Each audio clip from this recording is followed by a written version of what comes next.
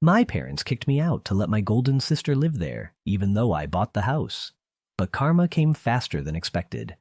I, 37F, have spent the last 15 years developing my career as a senior management at one of the leading investment banks on Wall Street. This narrative focuses on my complex connection with my sister Emily. 47F, my parents, both in their late 70s, and a house I recently bought for them that has become the focal point of constant family strife.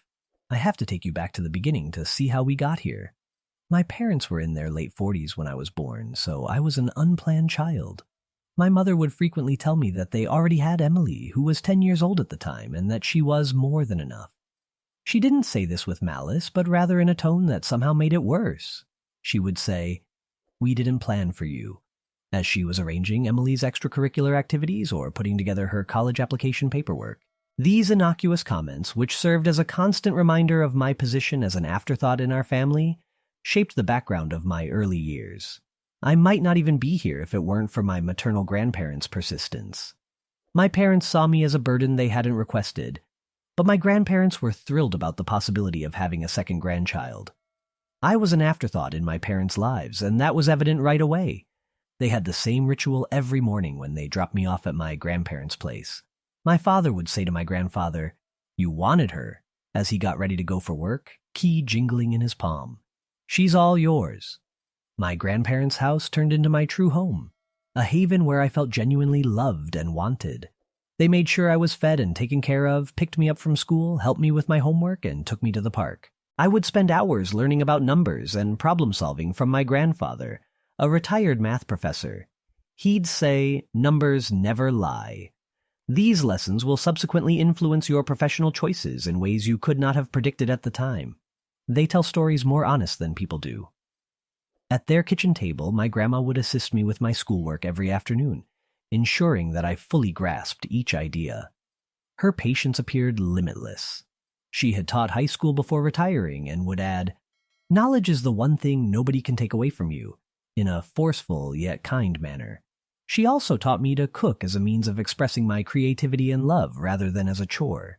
Those times spent in their kitchen, reviewing my school day and learning how to measure ingredients exactly, turned into some of my most cherished memories. My parents, who were generally exhausted and a little irritated at having to make the trip, would only arrive to pick me up late at night.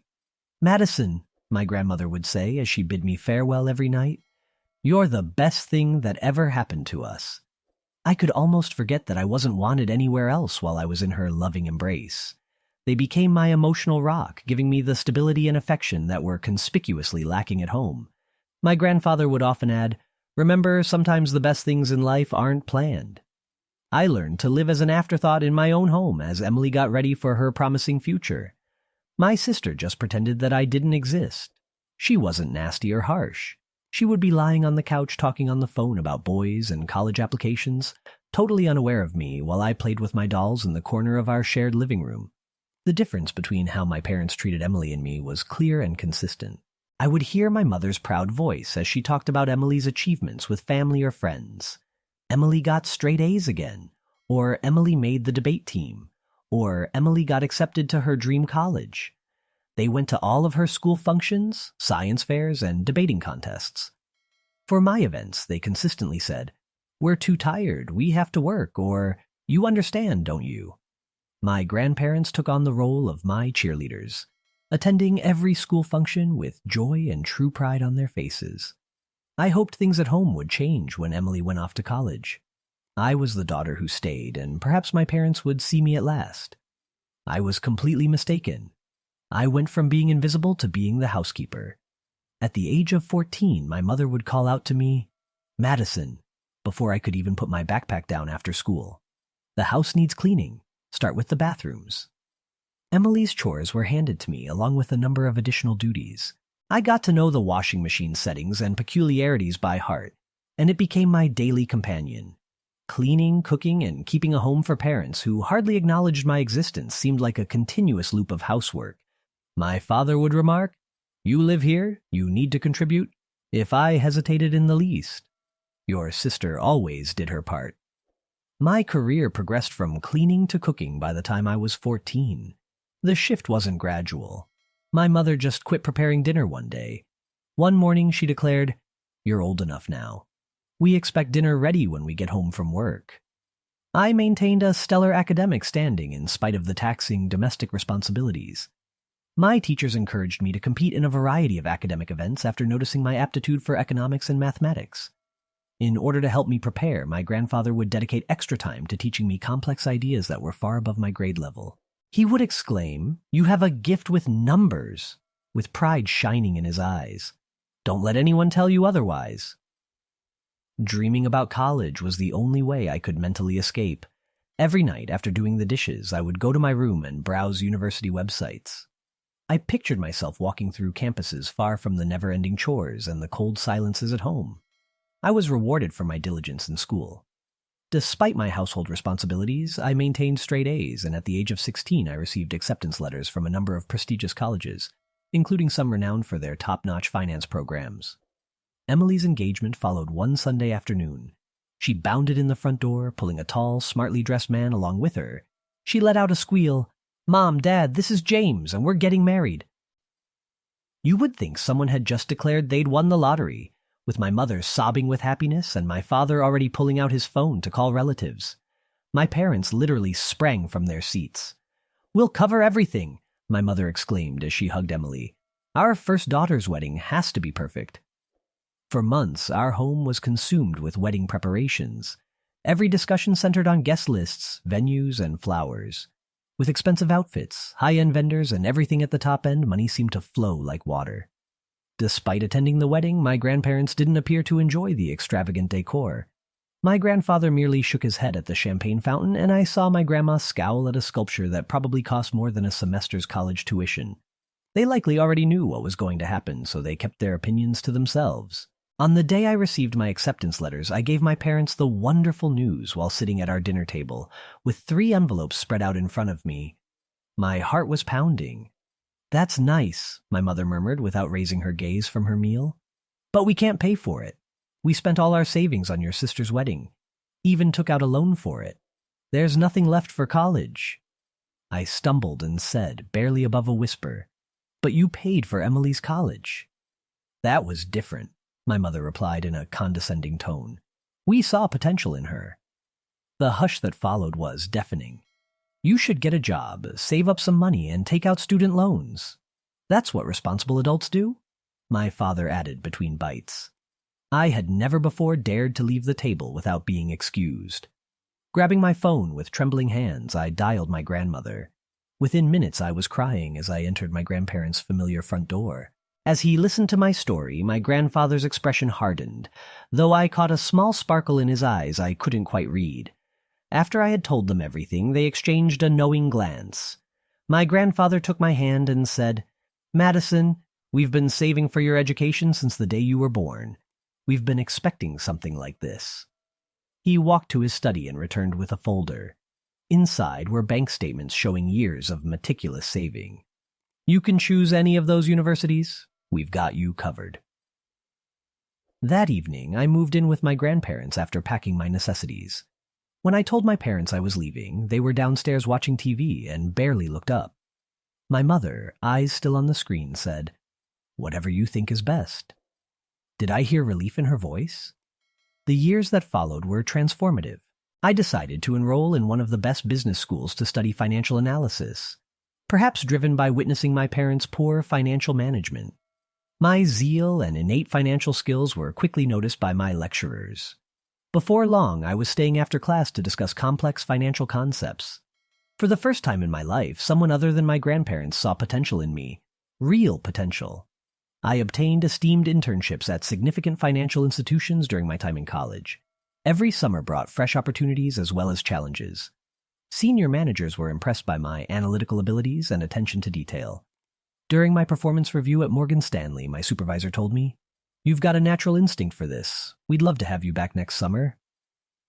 Except for calls with my grandparents, I kept my head down and focused on my studies, rarely thinking about my family. After graduation, I was hired by one of the city's leading financial firms, earning a starting salary I never could have imagined. I found a small, clean, and secure one-bedroom apartment. Every morning, I felt grateful I didn't have to make breakfast for anyone but myself. Pouring myself into every new challenge, my career took off.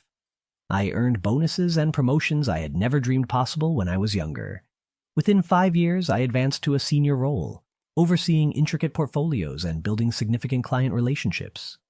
I became known for my strategic thinking and analytical accuracy. Each achievement felt like a subtle affirmation that my parents had misjudged my abilities. Meanwhile, occasional chats with my grandparents revealed that Emily's marketing career wasn't going as planned. James, Emily's husband, also struggled to maintain a steady career. They were constantly asking my parents for money. In one of our weekly conversations, my grandma told me, "Your mother emptied her retirement account last month to help them with rent. They just can't say no to her." After a year, things got worse. Even with our parents' assistance, Emily and James could no longer pay their rent. They, along with their 7-year-old twins, moved back into my old bedroom. My parents, once so proud of Emily's abilities, now had to provide for her entire family in addition to their golden child. I kept my distance, focusing on building my own life and career. Every bonus, promotion, and successful deal was a quiet reminder that I wasn't the failure my parents once assumed I'd be. By my mid-30s, I had substantial investments and enough savings for a down payment on a home of my own. Then everything changed. My grandfather died unexpectedly of a severe heart attack. It was a tragic loss. He had been more than just a grandfather. He was the father figure who supported me when no one else did. Less than 2 months later, my grandmother, who had spent over 50 years with him, seemed to lose her spark and passed away too. In every real sense, they had been my parents, and now they were gone. At the funeral home, while I was arranging my grandmother's service, I heard my mother's voice behind me. "Madison, do you want some help with the arrangements?" When I turned around, she stood there looking older and more worn out than I remembered. A part of me wanted to tell her to leave, but I held back because of the expression on her face. Sure, I told myself, that would be nice. Over the next few days, as we prepared for the service, my parents began to open up. One afternoon, while we were choosing flowers, my father admitted, "We haven't been financially well off since retirement. We barely make ends meet." He then mentioned Emily's twins. I realized my sister and her family were still living with my parents, relying heavily on their dwindling income. A week after we buried my grandmother, we gathered in a wood-paneled office for the reading of the will. Emily and James sat slumped in recliners beside my parents, while I sat across from them. The tension in the room was thick, and the air smelled faintly of furniture polish and old papers. None of us realized that what came next would set off a chain of events that would permanently alter our family's relationships. Adjusting his glasses, Mr. Patterson, the notary, began reading in a flat tone. I expected the usual legal language, but what he read next made everyone freeze. "To our beloved granddaughter Madison, we leave our house at 1542 Maple Street and the sum of $150,000. The ensuing silence was deafening. My mother's grip on my father's arm tightened until her knuckles turned white, and Emily's mouth fell open. Clearing his throat, Mr. Patterson continued. He looked at my mother and said, "And a personal note from Mr. Henderson to his daughter Margaret." The message read, "Remember, Margaret, that we provided you with $200,000 just when you needed it most. As we respected your needs back then, we expect you will respect our final decision." My mother's cheeks flushed red, then turned pale. Emily and James exchanged anxious glances while my father stared at the floor. After the notary finished and collected his paperwork, my parents approached me in the parking lot. The calm demeanor they'd shown during the funeral preparations had been replaced by desperation. With a shaky voice, my mother said, "Madison, honey, you must realize that we always assumed we would inherit the house. We're having trouble, but we were depending on it. The mortgage, Emily's family's expenses. We could really use the house." My father added, stroking his gray hair, "The kids need a yard to play in." Emily chimed in as well. But I simply got into my car and drove away, my grandparents' parting gift echoing in my mind. In the weeks that followed, my life remained well established near the city. Although the house I had inherited held many priceless memories, it was far too large for me alone. Meanwhile, I learned from our weekly calls that my parents' financial troubles were worsening. Supporting Emily and her family had drained their retirement funds, and paying their own mortgage was becoming increasingly difficult. After much thought, I decided I would buy my parents a better house. A single-story home with a lovely garden, easier to maintain, perfect for their retirement years. I planned to use the money from selling my grandparents' house combined with my savings. When I shared the idea with them, I was shocked by their reaction. They cried with happiness. After several weeks of searching, we found the perfect place. A beautiful ranch-style home with wide doorways, no stairs, and a peaceful neighborhood. My parents couldn't stop gushing about how thrilled they were. "A proper housewarming party is what we need," my dad said. "It's the least we can do." "That would be beautiful," I replied, planning to surprise them with the deed at the celebration. Weeks passed, and I kept expecting an invitation. My mom would say, "We're still planning. These things take time." My dad would add, "We want it to be perfect." I grew increasingly annoyed by their evasive answers. One evening, after yet another vague phone call from my mother, I typed Emily's name into Facebook. We weren't connected on any social media, and I hadn't seen her page in years. There it was, a post from just hours earlier. "I can't wait for this Saturday's housewarming party for Mom and Dad. So excited to celebrate with everyone in this beautiful home." Dozens of friends and relatives had commented, confirming their attendance. Photos showed caterers setting up and decorations being hung. This was no impromptu gathering. They had been planning it for weeks. I called my mother, my fingers trembling. "Hello, Mom. I wanted to ask about the housewarming party. Do you have a date in mind yet?" "Oh, honey, not just yet," she replied casually. "Most likely in a few weeks. The details are still being worked out." Everyone except me, apparently. As Saturday approached, I wrestled with the decision. Should I show up? Should I let it go? How could they exclude me from the celebration after everything I'd done? On the day of the party, I parked a block away from the house I had bought for them. Through the windows, I saw dozens of people mingling. Friends, family, and Emily's social circle. My father was giving tours of the house I had purchased, while my mother, wearing her special occasion pearls, greeted guests at the door. Twinkling lights and welcome banners adorned the home. Laughter and music spilled out into the street. It was clear they had spent weeks organizing this housewarming celebration, without inviting me. I sat in my car for a while, watching Emily's twins chase each other through the crowd. Through the wide bay window, I spotted moving boxes labeled in Emily's handwriting stacked in a corner. The process of moving her family's belongings had already begun. Taking a deep breath, I slipped in through the side door. The air inside was rich with the scent of fresh flowers and catered dishes. I followed the sound of my father's voice toward the living room. He stood before a group of guests, gesturing proudly. "After all these years of hard work, we finally did it. Bought our dream home," he said. My mother, standing beside him in her pearl necklace, added with enthusiasm, "And don't forget about Emily. She helped so much with the down payment. Such a wonderful daughter, always thinking about family first. Unlike some people." Someone in the crowd asked where I was, and my mother replied lightly, "Oh, our younger daughter hasn't helped us at all. Too busy with her career to care about family." Her words hit me like a slap.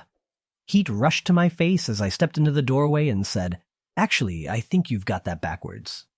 The room went completely silent. My father was the first to react, forcing a tight smile. "Madison, what a surprise," he said. I walked farther into the room. "Surprise? You forgot to invite me to the housewarming party. For the house I bought." A ripple of discomfort spread among the guests. Emily's husband looked around, puzzled, and asked why everyone seemed so tense. One of the twins tugged on Emily's sleeve and asked in a small voice, "You bought it?" "Yes, but it's ours now," my mother said sharply. "You can't expect eternal gratitude." My father straightened, emboldened. "That's right. And frankly, you're not welcome here. This is a family gathering, and Emily and her family will be living here too." "They've already sold their house," my mother continued. "It's all arranged. The twins need a stable home." Without a word, I reached into my bag and pulled out a folder. "You seem confused about something," I said, holding up the property deed and ownership documents. "This house belongs to me. I never signed it over to you." My mother's face drained of color, turning ashen. My father began muttering about his responsibility to take care of family. Emily's confident smile faltered as she realized her plans were crumbling. Despite my shaking hands, I kept my voice steady. "I was planning to give it to you tonight as a fresh start for all of us. But you've shown me nothing has changed." My mother's voice rose to a screech. "You can't do this. We're your parents." I looked at her steadily. "You're the people who gave birth to me. My real parents, my grandparents, taught me that family is more than blood. They also taught me about finances, which is why I own this house and you don't. Turning to the stunned guests, I said clearly, "I'm sorry, but this party is over. This is my house, and I'm asking everyone to leave." A tense hush filled the room before people began gathering their things. My parents, Emily, James, the twins, and the rest of the guests filed out, some muttering in disbelief. From the porch, I watched them drive away one by one until the street was empty. The decorative lights still twinkled outside, mocking what had just happened. Inside, half-empty drinks and plates of untouched food littered every surface. The house, once meant as a gift of reconciliation, had become the final breaking point in our relationship. Weeks later, I learned they had bought a cramped apartment using the money from selling their old home. Emily, James, and the twins moved in with them, making 3 generations squeezed into a 2-bedroom unit. At first, my phone was flooded with calls and voicemails, swinging between anger, "You've become so heartless, just like your grandparents warned us," and guilt-tripping, "How could you do this to your own family?" I blocked their numbers, emails, and social media accounts. The house sat empty, a silent reminder of everything that had gone wrong. I made an appointment with a real estate agent. It wasn't worth trying to fix what was already broken. Like old photos in a dusty album, some relationships are better left in the past. I promised myself that when I had children, they would never have to earn my affection or compete for my attention. Unlike my parents, I would love them equally and unconditionally, just as my grandparents loved me. Every painful truth about my family had been exposed that night, the night I showed up uninvited to the party for the house I had bought. That scene captured every slight from my childhood. The favoritism toward Emily, the times I was ignored, the moments I was treated as an afterthought. Standing in that doorway, I saw my parents rewrite history right in front of me, preparing to move my sister's family into my home without even asking. I realized then that nothing would ever change. Their vision of family was built on conditions, debts, and manipulation. Mine would be different. A month later, I sold the house and used the money to invest in my own future. Some people asked if I would ever try to repair the relationship or forgive them. But I learned that forgiveness doesn't always mean letting harmful people back into your life. Sometimes it means forgiving yourself for walking away. Before putting away my parents' old wedding photo, I made a promise to my future children. They would never feel the pain of conditional love, never be compared to a sibling, and never doubt their place in the family. The last time I drove past my parents' apartment complex, Emily's twins were playing in the small courtyard. I felt a flicker of sadness, but it was for the relationships that had never truly existed, not for the ones I had lost. My grandparents taught me that real family is built on love, respect, and support. Despite the saying that blood is thicker than water, I know love should be given freely, never demanded. Sometimes walking away is the healthiest choice you can make. I didn't even open my mother's last unread email. I deleted it. Whatever it contained was irrelevant. At last, I understood that my worth didn't depend on their conditional approval. The kind of loyalty they offered had no place in the life I was building. New opportunities awaited, free from the burden of trying to win affection from those who could never give it freely. I would build my own family one day, one based on mutual respect, unconditional love, and the belief that every person matters equally. The chapter of being the family afterthought was closed, and for the first time I truly felt like the author of my own life.